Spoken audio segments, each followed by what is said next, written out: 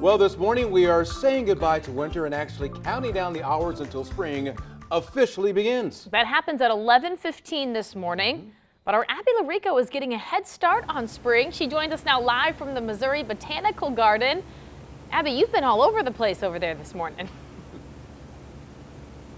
You know, checking it all out, Allie. I am here where it is always spring. We are behind the scenes at the Missouri Botanical Garden in one of the greenhouses that might not be familiar to you, because this is actually where all the plants are stored before they go outside for people to enjoy. We've got hundreds of different plants that will eventually be on display. Some of them will bloom, a lot of them will grow a lot larger, but all of them are being taken care of back here behind the scenes in a very organized, very systematic system, right? Many of them will be rolling out in the coming weeks, days, getting ready for the peak bloom season, as of course we know that that is spring, but for even the gardens outside these walls, preparation for the first day of spring began a long time ago. Spring is good for all of us. With it so close on the horizon, the signs of the season tiptoe into the sunlight. It's a good feeling. And the garden is brought back to life. You start seeing the renewal, kind of exciting to see what's going to pop up. But winter's not entirely dormant.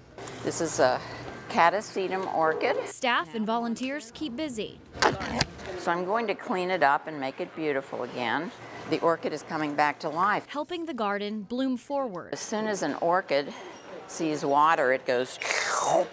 Break new ground. There are several thousand crocus been planted in this field.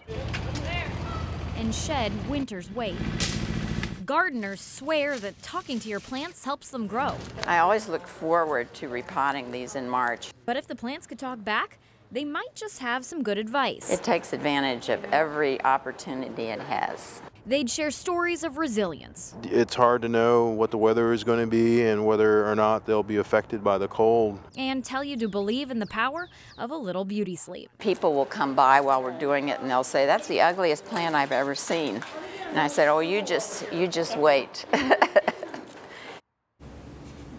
The plants would also probably suggest being adaptable, because among all these hundreds of plants, of course, many of them are not native to Missouri nor St. Louis, but you know, the horticulturist I talked to working on this story said that a lot of them do become a lot more adaptable to the type of crazy weather patterns that we wind up having here in St. Louis. So they're actually able to keep things pretty timed out, pretty systematic as they get ready to go. And of course, just because today is the first day of spring, the garden is open all year round, so you can come check it out today, even with that snowy forecast. If you want a little bit of spring, the Orchid Show is still open for a few more days. Allie, Rennie?